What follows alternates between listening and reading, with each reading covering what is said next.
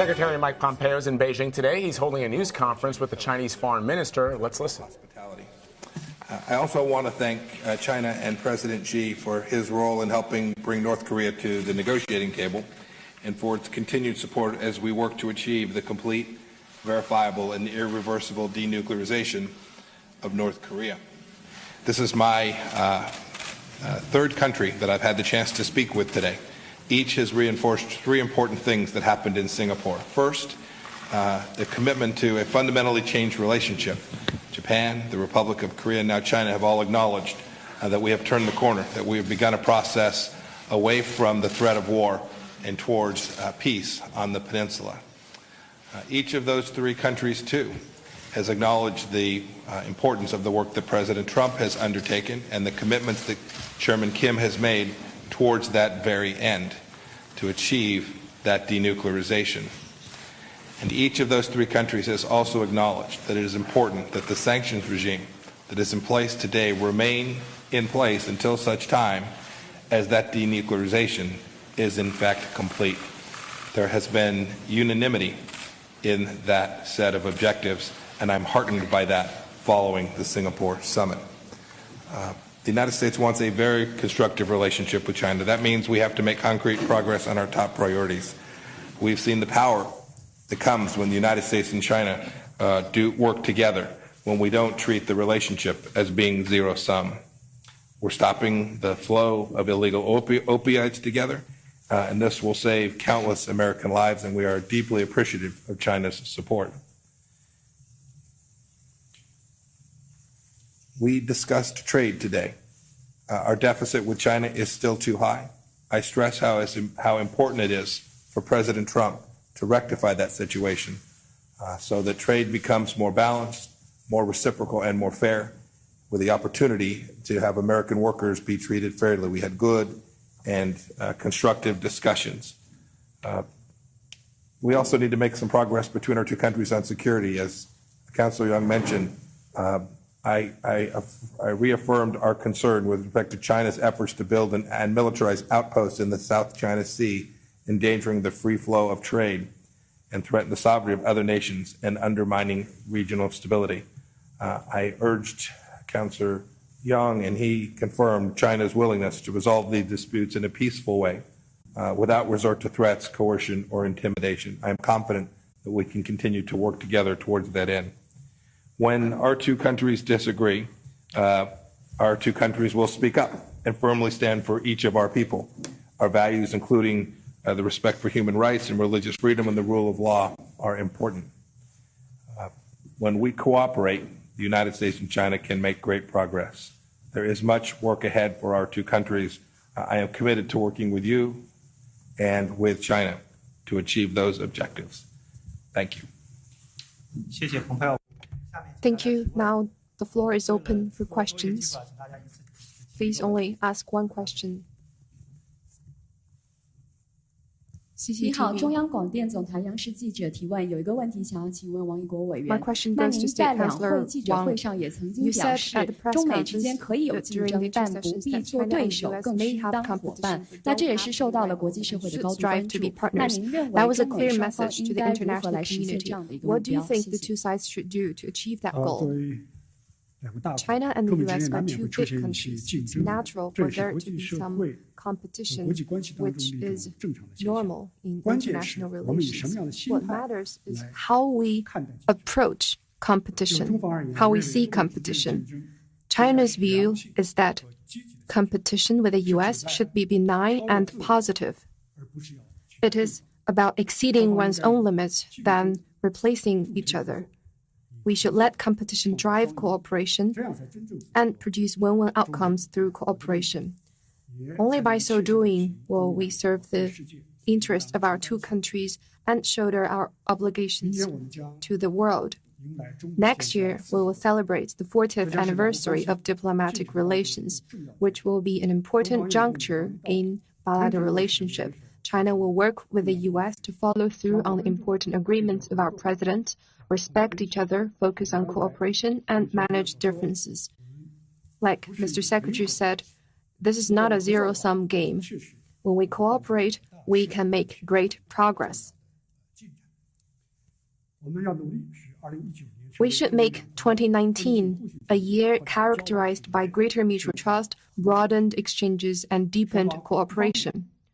We need to step up all-round cooperation and unlock and contribute more positive energy to this relationship and contribute more to world peace and development. In the meantime, we also need to respect each other and on that basis properly handle sensitive issues and differences and remove the stumbling blocks in the growth of bilateral relations. 切实加强对华的沟通。 At the moment, it is particularly important to step up communication to avoid disturbances. 发展的动力越来越足。 Such efforts will help to increase the impetus and remove obstacles in the growth of bilateral relations that would lay a more solid foundation for the sound and steady growth of bilateral relations in the next 40 years and open up greater prospects. Thank you. Next question goes to Michael Gordon from the Wall Street Journal. Keep it to one question, if you would, please. Thank you. Okay. A question for State Councilor Wang. The United States has taken the position that North Korea should take major steps to dismantle its nuclear weapons and forces in a short period of time, in 2.5 years. It also says, as you've just heard, that there should be no sanctions relief until these steps by North Korea have been taken. Will China support this approach? Will China press North Korea to take disarmament steps in the next 2 years, and will it pledge to withhold any sanctions relief until these steps by North Korea are carried out?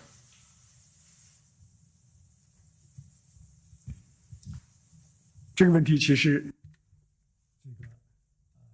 应该由国务卿先生来回答。 Actually, Mr. Secretary is in a better position to answer this question because he just had very in-depth and detailed communication with the DPRK side.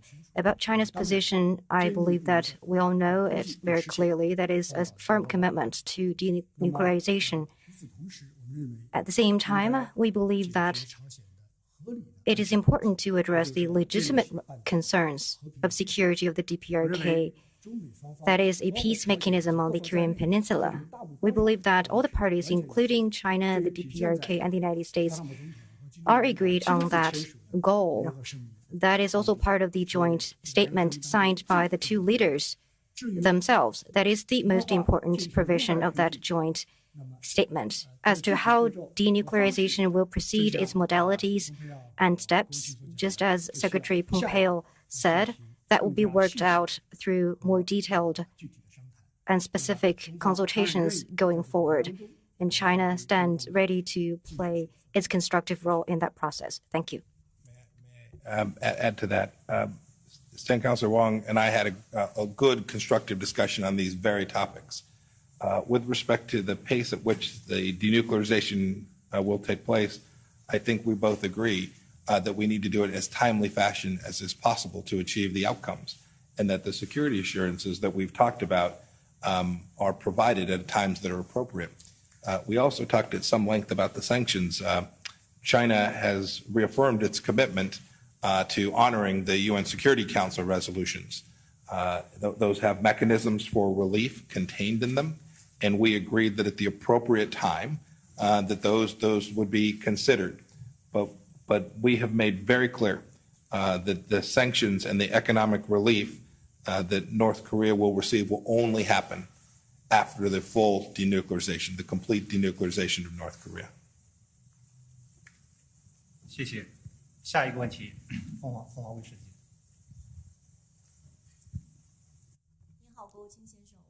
Mr. Secretary, I'm from Phoenix TV. You said that China and U.S. should have a results-oriented relationship. It's not a zero-sum relationship, and both sides should have success together. What will the U.S. do specifically towards that end? Thank you. So there are many ways that we'll achieve that. Among the most important of them is we continue sound strategic dialogue between our two nations, so that where there are places where we disagree, we iron out those differences, and that we express our interests very clearly and work towards the peaceful resolution of those conflicts. Make very clear there are many things today where China and the United States work very closely together that improve the lives for the citizens of each of our two countries. I mentioned a couple of them in my opening remarks. We'll continue to work alongside of those, on each of those. There are many, many places where our two nations are far better off working together in concert and aligned as opposed to working at interests that diverge. And I am committed to working with Councillor Wang to achieve those in every venue where our two nations operate. Our final question goes to Rich Edson from Fox News.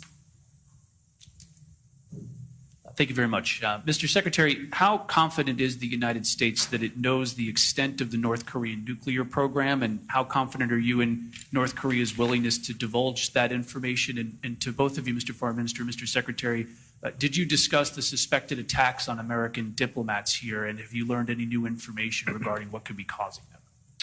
So let me answer each of those two questions. I'll take your second question first. The issue with respect to the American Foreign Service officer who suffered a health incident here was raised. I asked the Chinese to continue to cooperate with us to try and figure out how that happened, how it came to be, and to work with us to conduct an investigation sufficient that we can prevent it from happening again. I raised the issue, and Councillor Wang was kind in saying that he has provided and will continue to provide full support to ensuring that Americans serving here as diplomats will continue to be safe and secure. And I thank him very much for that. With respect to the scope and scale of the North Korea nuclear program, I don't want to get into the details of our intelligence precisely, but we have a reasonable understanding. It is incredibly important that we get a full understanding of that as quickly as possible. And as part of the efforts that will be undertaken in the week and weeks ahead, we will work with the North Koreans to come to have a fuller understanding of that so that we can begin to execute together the commitments that President Trump and Chairman Kim made. They made real commitments to denuclearize, each of them. And President Trump made a commitment that he would provide security assurances that were commensurate with that. Those are firm commitments that the two leaders made, and an understanding of the program as a piece of what will ultimately lead to our capacity to verify that full and complete denuclearization has actually taken place. On the so-called sonic attack, we've been staying in communication between our two sides. Just now, Mr. Secretary mentioned that China has all along and will continue to protect the lawful rights and interests of all diplomats in China, including those from the U.S., in accordance with law. We have done some serious investigation. What I can tell you is that we haven't found any cause or lead that have triggered such a condition. We will stay in communication with the U.S. to properly handle this issue. And also on trade, Mr. Secretary mentioned trade. We have two options. One is cooperation and win-win outcomes. Second, confrontation and a lose-lose scenario. China opts for the first one and has made such an decision. We hope the U.S. will also make a wise choice, and China, on its part, is prepared on all fronts. Thank you. Thank you all.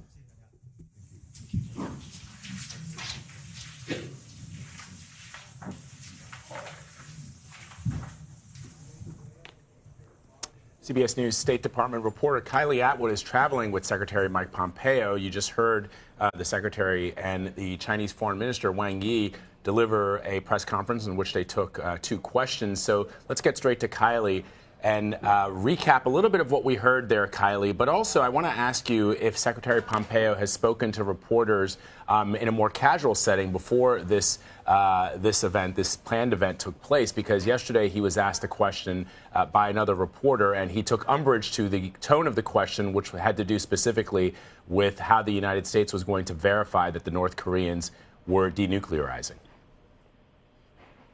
Yeah, that's right. So this is Pompeo's second country that he has visited after being in Singapore, where there was the Trump-Kim summit. And he is visiting with U.S. Partners in the region who play a pivotal role in what will be the future, potentially, of denuclearization of North Korea. So he met with South Korean leaders, Japanese leaders, and now he's in China wrapping up this stint to try and have conversations with them, give them readouts of this Trump-Kim Jong Un summit. And we heard him say that all of these leaders from Japan, South Korea, and China agreed with him and the U.S. on three things: that there is a commitment, both from the U.S. and North Korea, to turn the corner, and that there has been a corner turned towards peace in terms of working with North Korea. Also, he talked about, the important work that Trump and Kim have pulled off here, and he reiterated that the sanctions will remain in place on North Korea until denuclearization is complete. That's a little bit different from what we heard from Trump after he met with Kim Jong Un, and that's a constant theme for Pompeo over the past 24 hours, and it's definitely an area to watch. So you have been in Singapore since the summit. You're thereafter, where now all the hard work is taking place. But you spoke to a couple of government employees about what it took to pull off this historic summit. What can you tell us about Kim Jong Un's visit? Yeah, so Kim Jong Un flew in here about 5 hours before Trump did. He flew on an Air China 757. But before he got here, there was another flight that came in that carried some materials for Kim Jong Un and his whole delegation. That included basically an entire kitchen that they set up at the hotel in the suite, the presidential suite where he was staying. It also included a toilet that he apparently travels with pretty much everywhere he goes, so that no one can, investigate what he's eating and all of that. And the interesting thing, too, is that Singaporean officials that I spoke with today indicated that Kim doesn't speak English very well from what they could collect. He spent the night out here on the town, if you will, touring a few different spots with the foreign minister of Singapore, and officials here said that they still had to use a translator the whole time, even though the Singaporean foreign minister does speak English extremely well. And they had a good time out there, but it didn't seem like it was the easiest to speak with Kim Jong Un. And also, Singaporean officials are saying that it was a big lift for them to put on this summit, and they're not looking forward necessarily to putting up their hands to doing it again. They'll give the opportunity to another country in the region. Kylie, as we watch the secretary there with Foreign Minister Wang, it is interesting, obviously, that many people believe that the Chinese benefited from President Trump's visit to Singapore with North Korea's dictator. I want to draw our viewers' attention to the Chosun Ilbo, which is the South Korean newspaper of record. They have an editorial out today. The headline, Kim Jong Un got everything he wanted from Singapore. There's a line that struck me as particularly interesting. It says this: it is simply unbelievable that Trump flew all the way to Singapore to end up with the short end of the stick. So the question, of course, is the president can spin this historic meeting, which it was historic, but you heard in that interview with Fox News yesterday the president downplaying the brutality of the regime. And now we're hearing from South Koreans, and they don't sound comforted the same way the president does, and the same way that he's trying to spin what happened there in Singapore to the American people. And certainly the Chinese are going to spin it in a positive way, because removing troops ultimately from the peninsula, stopping those war games, that benefits the Chinese. So I'm curious what you're hearing from people on the ground, not only in Singapore, but I know the secretary is headed to Japan. They're going to have very strong reaction to that meeting in Singapore as well. Yeah, so you're exactly right that there are a lot of critics out there saying what was actually accomplished in terms of for the U.S. side at this summit other than a photo op. And I've talked to officials about this, and they press back saying, there's a process here. This is going to thrust forward continued U.S.-North Korea talks towards denuclearization. But at the end of the day, if the U.S. and South Korea actually halt war games, joint exercises, as Trump said they would, even though the South Koreans have not said they were totally sure of that plan yet. If they do that, you're right, it's a win for China. There are other strategic interests for the U.S. in the region, and China would like to see the U.S. militarily have some sort of an exit from the region, of course. But Pompeo talked today in this press conference that we just watched about the importance of, coming to a full understanding with North Korea in the weeks and months ahead about what denuclearization looks like. So he's setting a pretty quick timeline for the U.S. in terms of getting some more concrete details on the table here. And we're going to see if they can actually accomplish that, because the diplomats have been hard at work leading up to this summit, and they didn't really deliver on any specifics.